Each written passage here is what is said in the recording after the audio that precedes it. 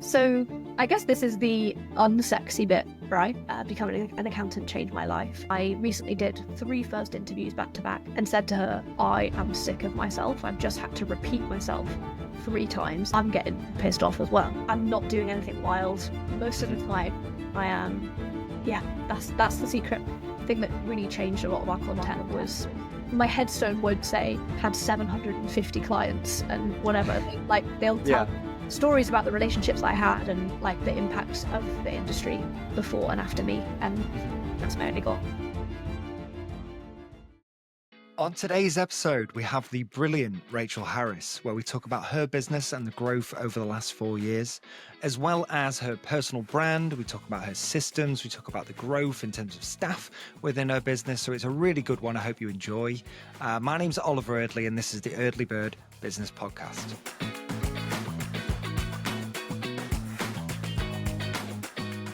So, Rachel, how are you? Very well. How are you?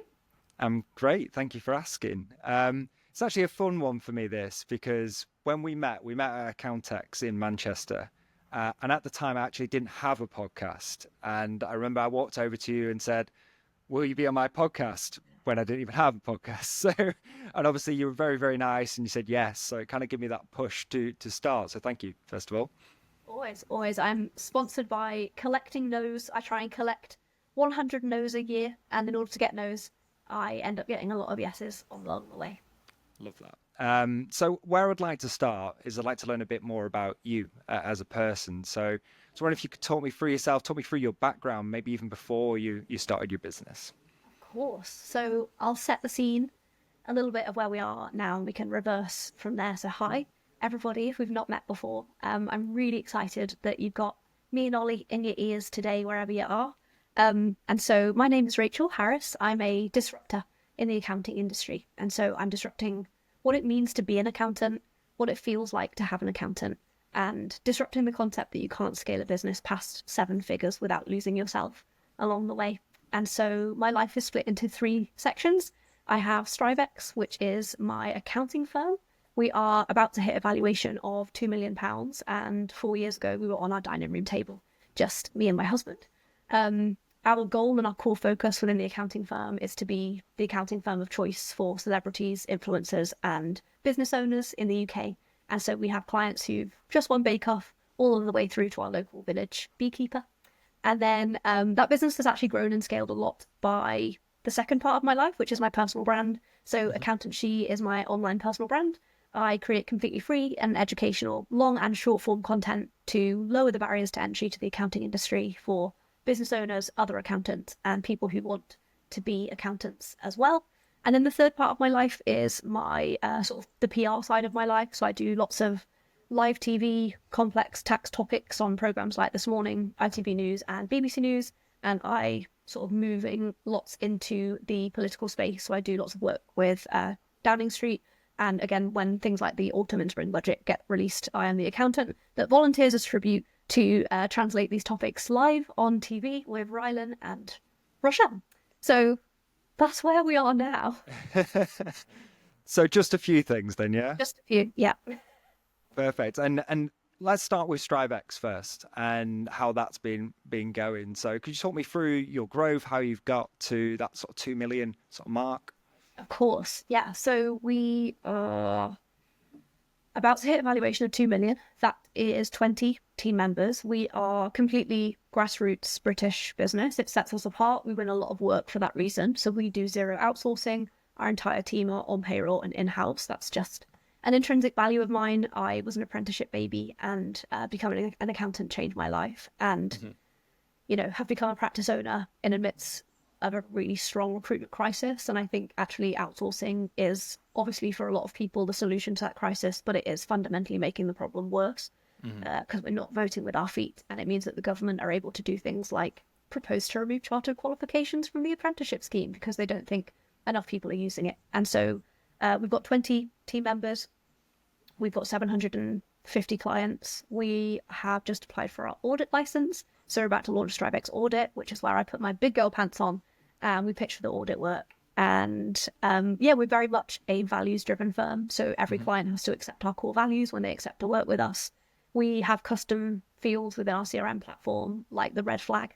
So the team can red flag clients if their clients aren't adhering to our values, if they're not respecting our time, they're not giving records in on time, if they're booking meetings and not turning up, they can red flag the clients. Our service package is very high touch point. So every client gets 3 hours a month of our time. That's one-to-many, not one-to-one. And so we're sort of a boutique style agency. And so we are for limited company owners with a turnover greater than 100,000 who are willing to invest a minimum of 3 hours a month and a minimum of between 3 and 5% of their turnover back into their finance.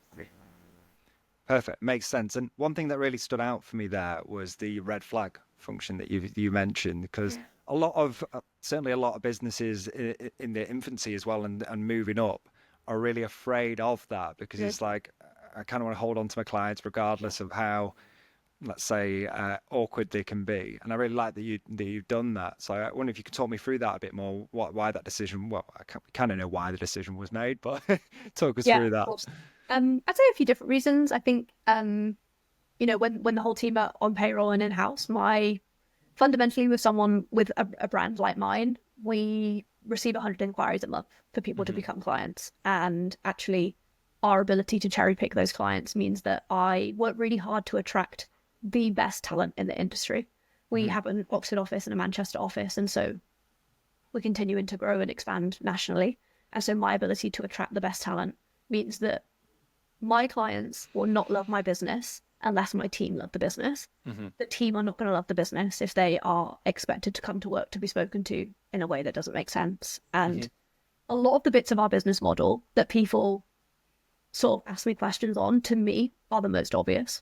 Like, I trained at a top 75 practice where if a client was really rude or, spoke to you in a certain way, or like even if just seeing their name on your phone made you go, oh, I don't want to answer the phone. Actually, if I ever escalated that to a partner or a manager, they would look at the fee value before they decided what to do about the client. And we have disengaged with some of our highest clients because, the fee's great, but what's the margin if it's causing me to lose a team member or it's damaging my reputation? And so a lot of the things that I've built into the business actually, to me, are the most obvious. And so the red flag is a custom toggle in our CRM. So they can toggle it on and they can write a little note about why they red flagged it. And this is really useful because if you think about a model like ours, our benefits package to the team is we're completely hybrid. So we all come into the office, but we come in a minimum of 1 day a week. So that means that there could be crossover between team members and conversations that you're overhearing about clients get missed. And so it could be that actually that one client is causing problems for 4 different members of the team. One in onboarding, one in payroll, one in the accounts, and one I'm getting pissed off as well. So it could be that that client is causing problems for 4 different people, but we don't know unless there is a policy to be like, I'm just going to give you a yellow card here and I'm just going to write it down. And it's not a red flag. It's not a red card, sorry. It's a yellow card. So them toggling the red flag and writing why helps other team members see that that's happened. And also once a month as a management team, we go through the red flags. We check if the same red flag has been multiple by more than one people. And we go through that list and work out, what do we do about it? Is it a training opportunity? Is it an opportunity to go to the client?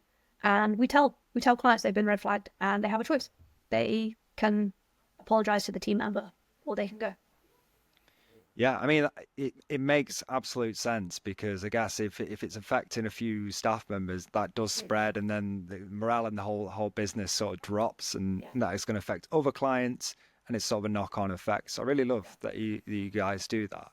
But imagine if you were a team member and you saw me on the internet talking about being a values-driven business, and you get spoken to in a way by a client who is absolutely not adhering to our values. And so that red flag is just the ability for someone to say, you are not adhering to the core values. And when I tell you that we have the same system internally as well with teams, so we have an employee net promoter score system, which every 7 days asks the team 5 completely random questions. And as a management team, we get scored in 10 areas. And so that's the team's ability to red flag us, each other. They can anonymously disclose if they think our values aren't being upheld internally. And so that doesn't just exist as accountability for the clients, it also exists for us too. I love that. One thing you mentioned there was obviously you get a good amount of inquiries coming from so obviously you've got a very, very strong personal brand. So can you talk me through that side and how that impacts the actual business?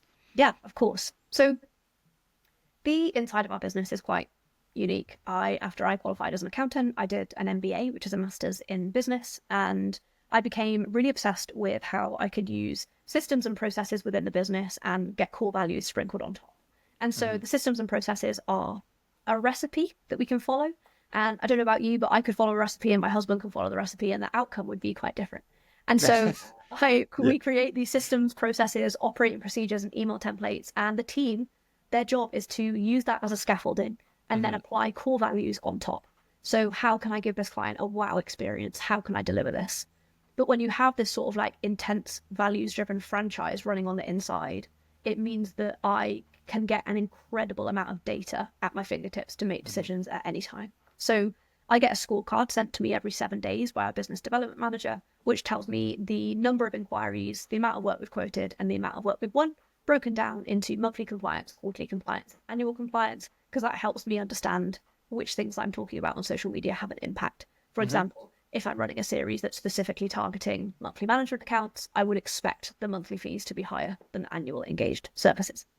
So I get that information reported to me every week, and then it's my job as the marketing manager. So I have a full-time marketing member of staff, but I really drive the strategy and the innovation within that team. And so, yeah, my personal brand, I create long and short form content across, we're weekly on YouTube, 3 times a day on TikTok, once a day on Instagram, once a day on LinkedIn. And then I also host the Practice Owners podcast. And so we are a bit of a content creation machine. Like there's huge amounts of like strategy and data. And as a marketing team, we are KPI'd on failing in the same way that I love collecting no's, we're KPI'd on fail. And so my marketing team member, 20% of her working time is allocated to fail time, which is time that she just does deep dive research into what we could be doing better, what's performing well, what's not performing well, to the extent of like we're currently doing loads of testing in trial reels. And this week we have actually posted the same video 5 times with really micro tweaks to the same video 5 times to work out which tweaks are having what impact on the engagement rate, to like that is the level that we operate the fail time.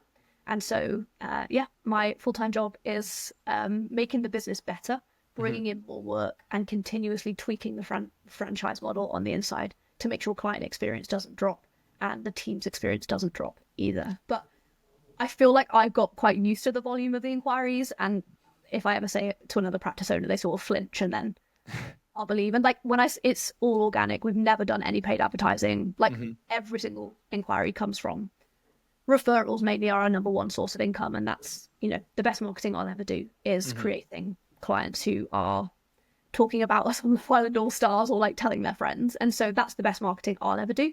But the second best is creating really organic content that comes from the feedback that I get from clients to create more of those.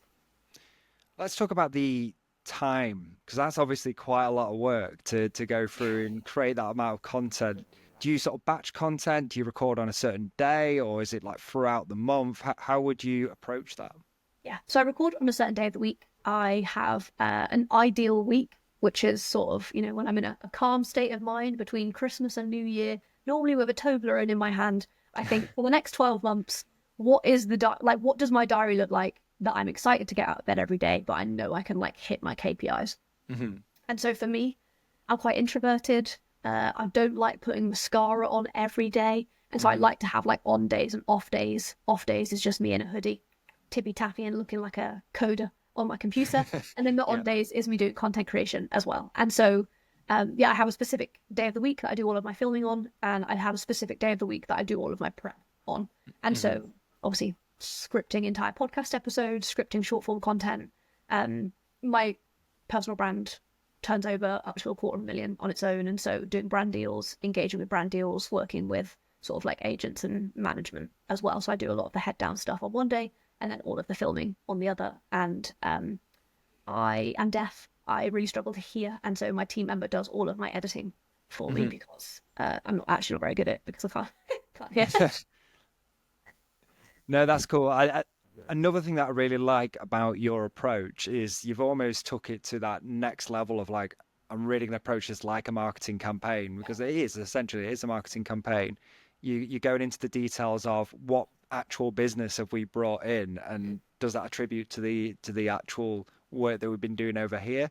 How do you track that? Or is it literally just the type of clients that are coming in, or how do you sort of manage that side of it? Yeah, of course. We've been testing in the last sort of 3 or 4 months, running content series that are really driven by. So I do a lot of brand deals. I work with people. I had an ad this week go live with ACCA, encouraging people to become an accountant. I do lots of deals with, I won't say any names in case you get a future sponsorship and I ruin your chances of being sponsored by a software vendor, but specific accounting software brand. And I take them so seriously, right? Like I storyboard them. I literally give the brand this whole, like, I feel like my USP as an accounting content creator is storytelling. Like I've always loved telling stories. And I think as accountants, we tell stories through numbers. And so my job is to take that same passion, but through content. And so I started doing it when I was working with brands. And then I actually thought I need to treat my own videos as adverts, as Thrivex, and treat them with the same level of discipline. And so my content actually became a lot more elevated and impactful when I zoomed out and I looked at the entire 12 months of the year as a whole and broke it down into seasons. So I know that from November to the 31st of January is tax return season. And even though I don't specifically pitch for sole trader work and self-assessment tax return work, it's actually really good reach content for me to grow my platform, which further serves my audience. So that's one season. The second season would be a sort of like spring reset financial. We've just run a financial fitness series, which is helping people to change the way they feel about their business. And so if you do get quite overwhelmed with content, zooming out and breaking your year into themes or seasons can really help you to find cohesive ways of telling that story, but for your own business. And yeah, the thing that really changed a lot of our content was me treating every bit of content as an advert, but for my own business, not another brand. And when you say sort of advert, do you mean, because I've seen obviously quite a bit of your content over the last sort of maybe 3 or 4 months as I've been engaging with it a bit more, and you have like videos about, this is this is how you can save money on your gym membership through your business, that sort of stuff. So it's almost educational, yet it is an advert. Is that what you mean? Yeah, 100%. And by advert, I mean really clear call to action, really clear purpose. And so if you don't know, if you're a creator and you're working with a brand, the brand will come to you and say, this is our campaign. And so that's what I mean about being more strategic of like, the series that you're mentioning was me on a treadmill, and it was a financial fitness series. Obviously, the pun being I'm on a treadmill that I've expensed through a limited company because it's in my office. And so it's a financial fitness series where I'm teaching people how to increase their financial fitness whilst walking on a treadmill. It has a clear concept. The umbrella that spans the entire thing is the treadmill, where a brand actually came to me, a sponsored brand came to me and said, we want an advert on the treadmill because it's become so iconic in a short space of time. With what you're doing online. So it's really cool. And so, yeah, what I mean about treating it as an ad is, having a specific campaign, having a specific tone of voice, having a specific call to action, and being able to generate inquiries, like tangible data off the back of every single post. And I think sometimes people think that a video is one post, but actually this has been a really great example to me. Like I've learned a lot from how impactful it can be as a series. And so not only is it generating new work, the most common comment on any of those videos is, my accountant never told me this.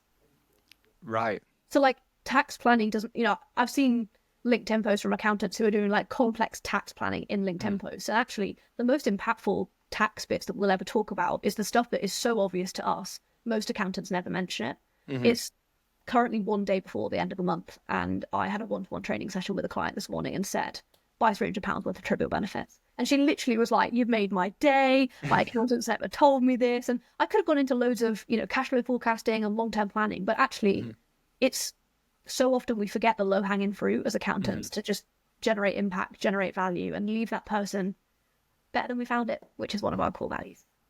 Perfect. I love that. And I'm just going to zoom back almost a little bit now to the sort of start of your business. How long have you been running now as a business? 4.5 years. 4.5 We started in 2020. We're a pandemic baby, yeah. So when you started the business, did you start with content at the beginning, or how did that sort of outlook, how did it look in terms of from then to now? Obviously, you're doing great. You're at sort of 2 million. but obviously it probably wasn't right at the start. How did that sort of pan out? Yeah. So I guess this is the unsexy bit, right? Is the dining room table days where one of my team members was talking to another team member the other day about personal branding. It was our marketing team member talking to an accountant. And she said, we were talking about when people come up to us at shows like Accountex and ask questions, and like, I love answering questions. And my marketing team member said to the accountant, everybody wants to do personal branding when you're Rachel, but nobody wants to do it when you're Rachel before. And like, I think that is the hardest bit. So my Instagram account literally was started on the same day that we started the business, the same day that I became self-employed, the Instagram account started. And I was doing an MBA. I had just done my strategic marketing module, which actually I think changed my life. It's the module that I went on to deliver a TED talk on afterwards. And I did the strategic marketing, and I just realized that we were in the middle of a global pandemic. People, rather than Googling educational knowledge, are actually moving to platforms like TikTok and Instagram to be educated in a way that meets their tone of voice and is by people that they've come to trust. Daniel Priestley talks about making sure that you had 7 points of contact with somebody before they come and engage to be a customer. And actually social media content is a great way to do that, because those 7 points of contact, there's data behind the fact that our brains can't tell the difference between a point of contact being in person or online. So somebody has to see you and hear you speak 7 times for them to trust you. And so I'd done all of this deep, heavy research into market segmentation, how people's behavior was changing.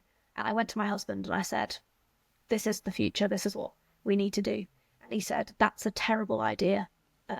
No, we're not doing that. And so I said, which I think is a really important part of the story, because I think it's hard. It's risky. There is so much time involved.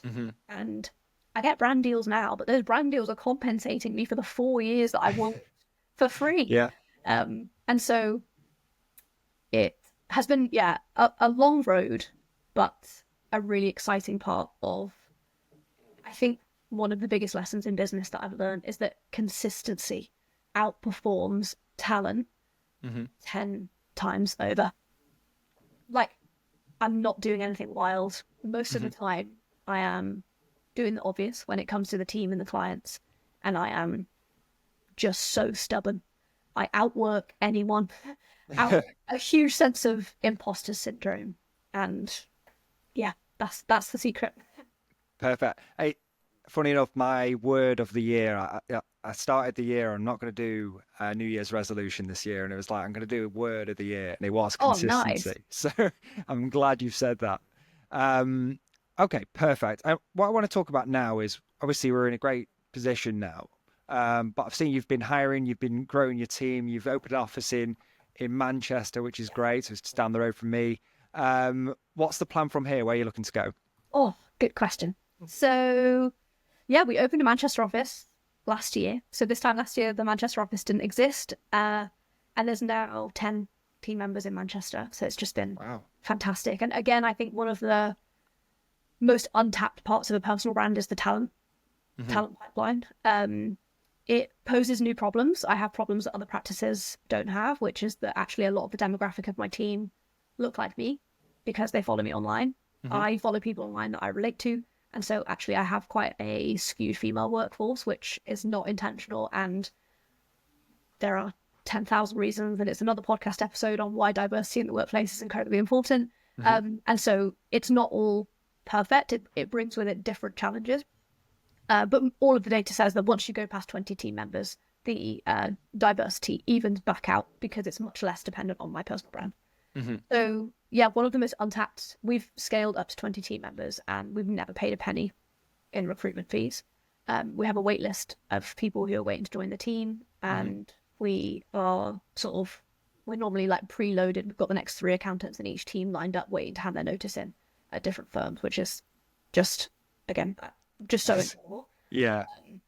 But again, I think it is consistency. It is like managing that pipeline is almost a full-time job. Even scheduling that many interviews. We do 3 interviews with every single person before they get an offer. Like, it's hard.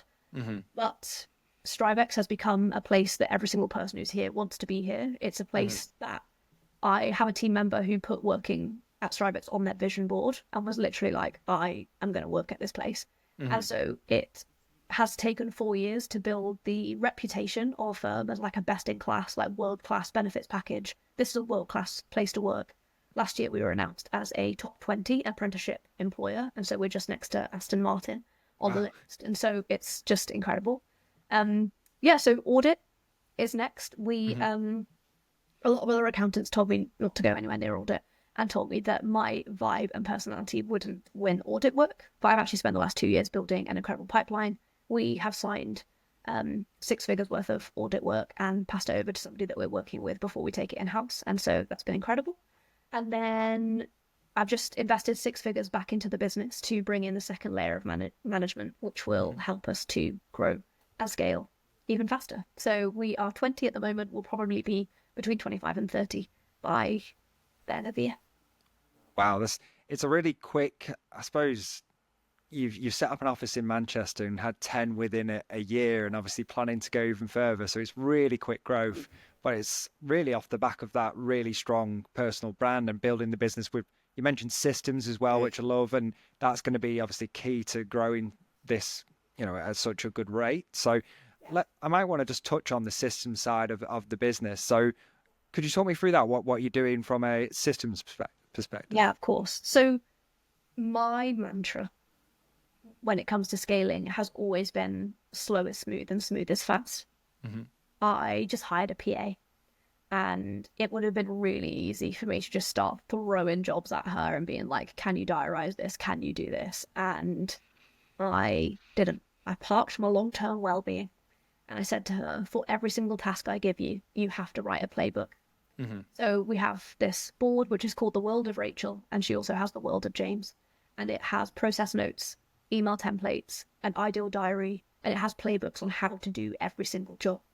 And so she has not only helped me and become way faster in the long run, because scheduling first interviews, she's got email templates. If I'm rejecting someone, it's got email templates. If I'm offering someone a job, it's email templates. It saves so much time. But it also gives me the ability to improve feedback in different ways.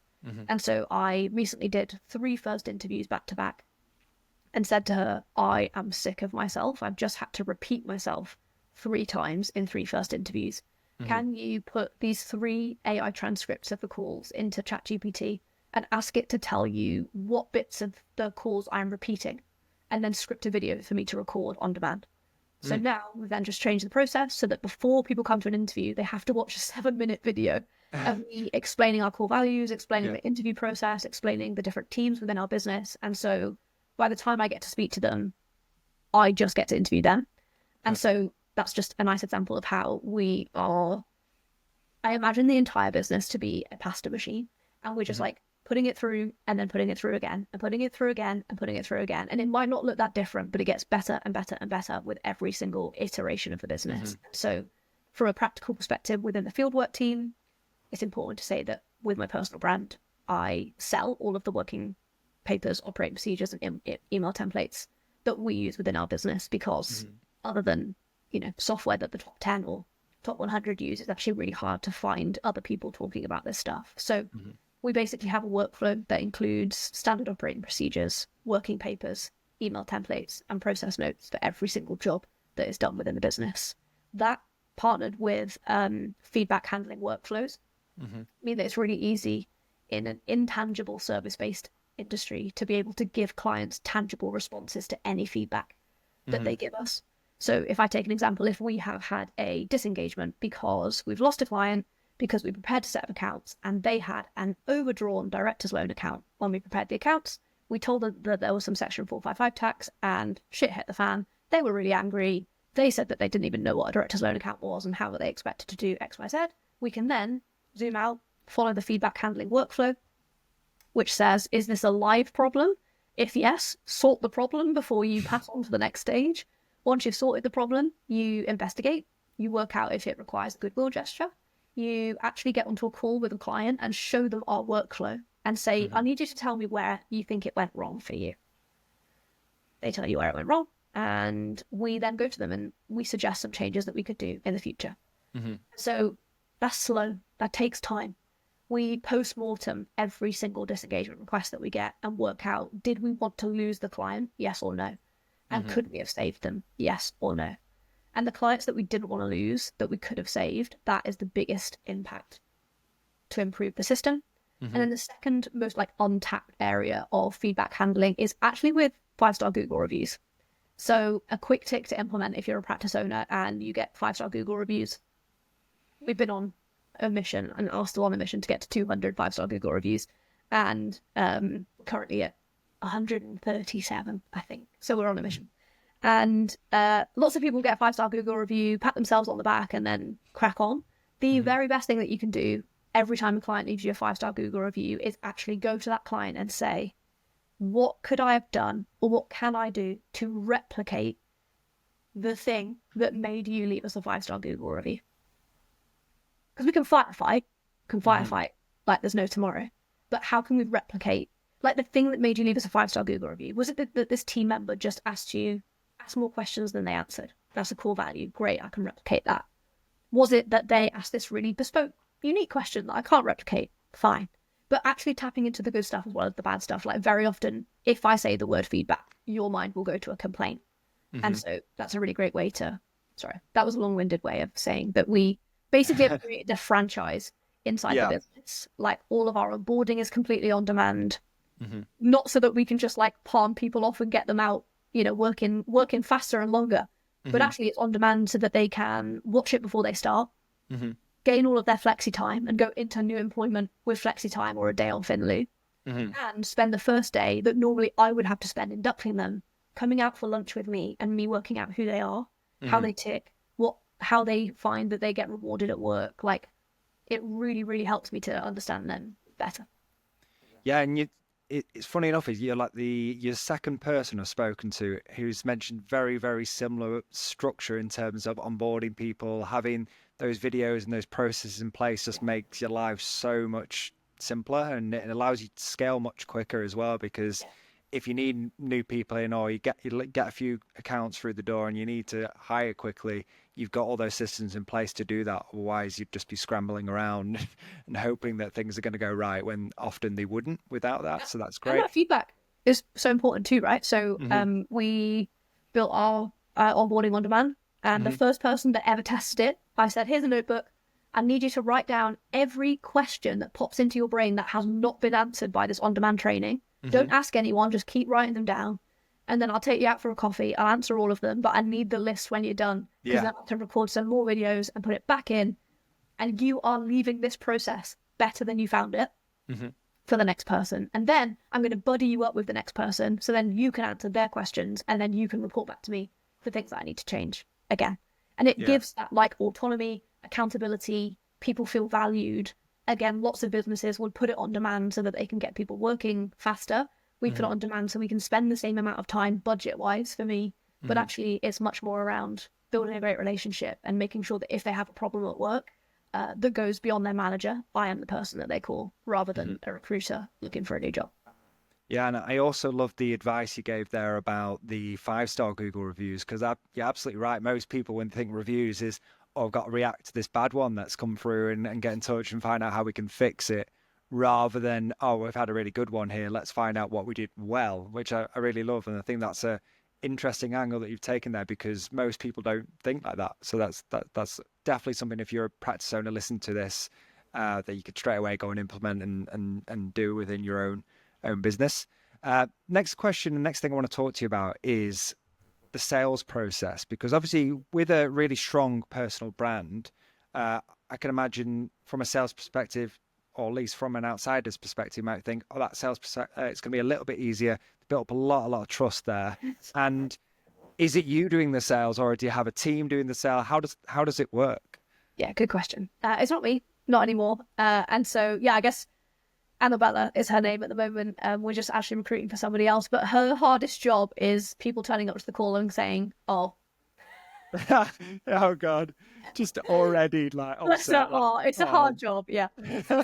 even though obviously like the email sequences that they get in advance make it very clear that it's not. But sometimes I like to surprise people and turn up, but no.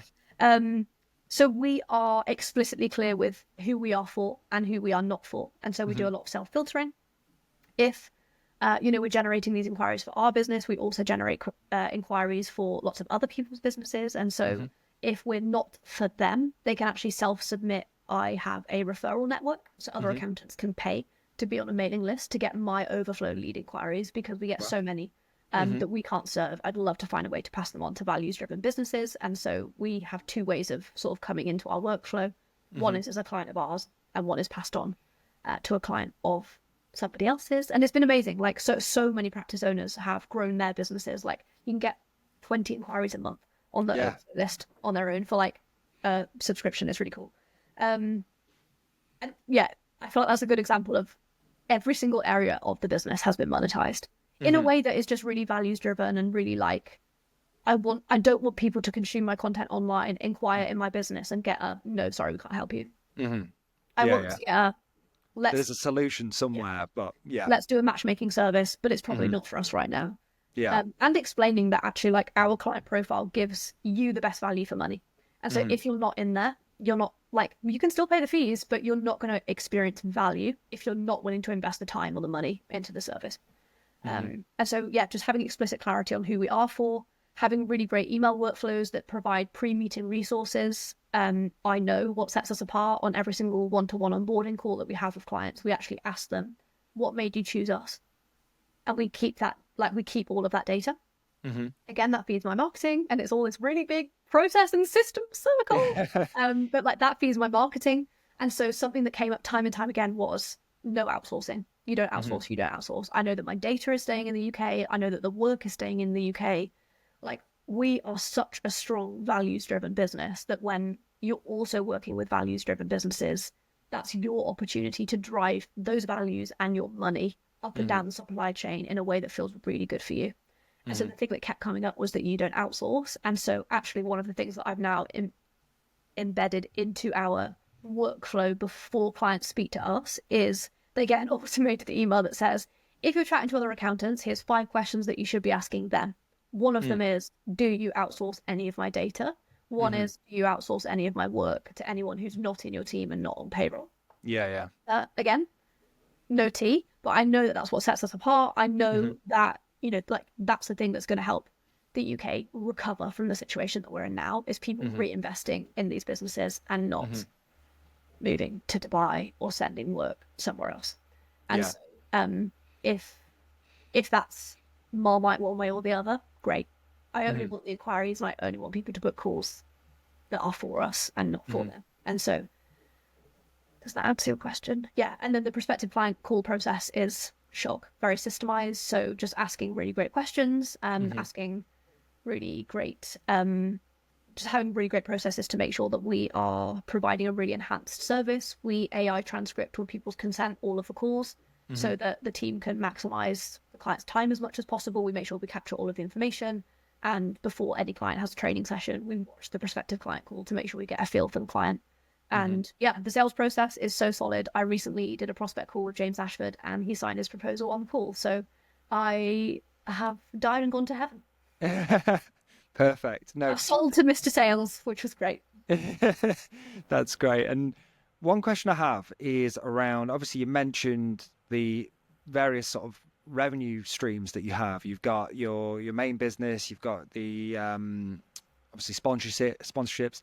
Do you do anything else as a business to drive revenue in, other than, obviously I know you do the referring to other accountants and subscription there. Is there anything else? Yeah, so StriveX is a more traditional accounting firm revenue model. But yeah, accountancy is like untapped. And there's been months where accountancy has made the same profit that StriveX has with 20 employees. Like, it is wild. So I have 2 employees that sit within accountancy. And yeah, so brand deals. I have my podcast, which is actually a paywalled podcast, which was a really scary but exciting and it really intentional decision. I wanted to paywall the information. It's really targeted to practice owners. And I'd basically like deep dived into the data and thought I could probably get a sponsorship deal of like maybe 30,000 just off the back of my personal brand. Like, I have no audience specifically within podcasts, but I think I could get a sponsorship deal of around 30k.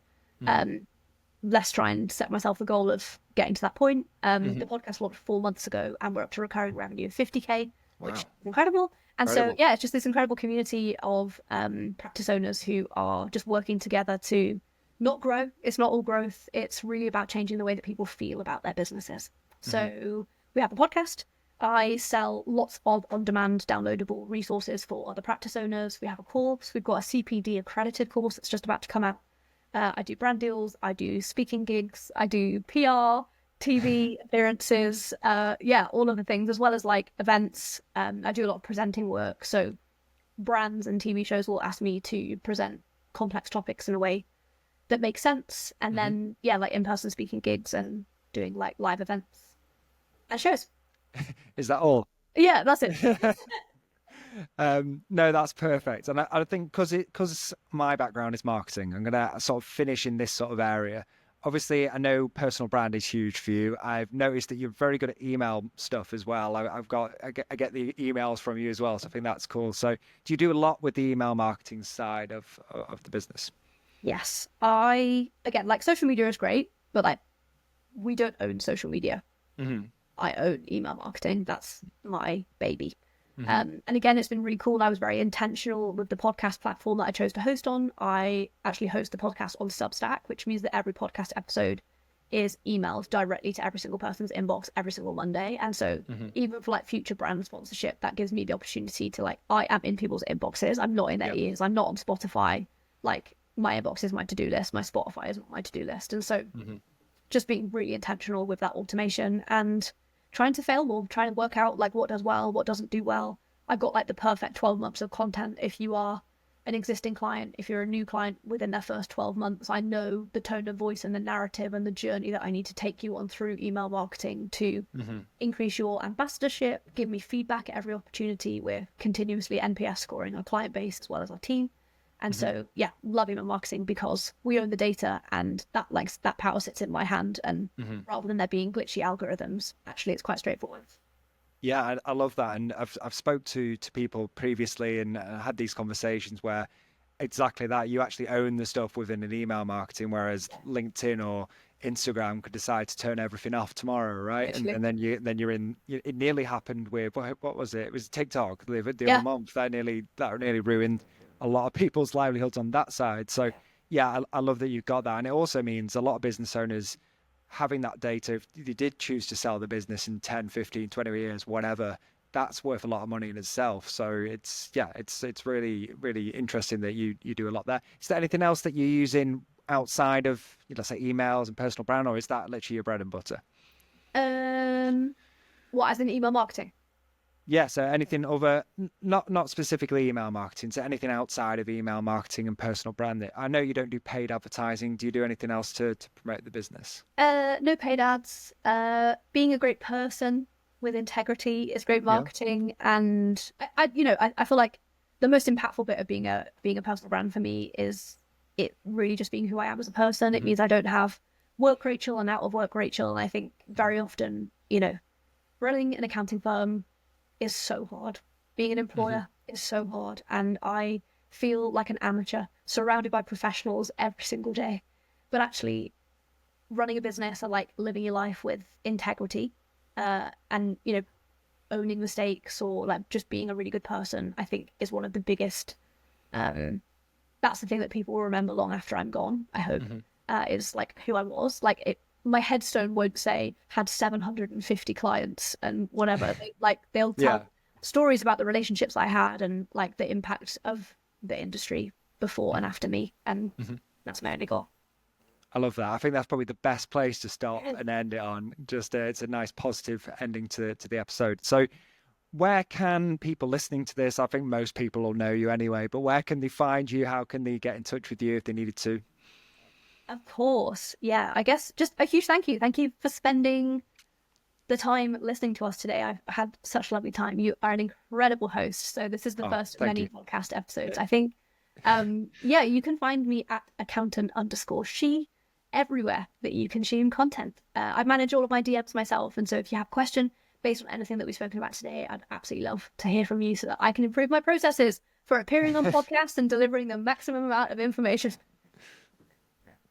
Perfect. And I'll end it there. And thank you again, Rachel. It's been a pleasure speaking to you. And to you.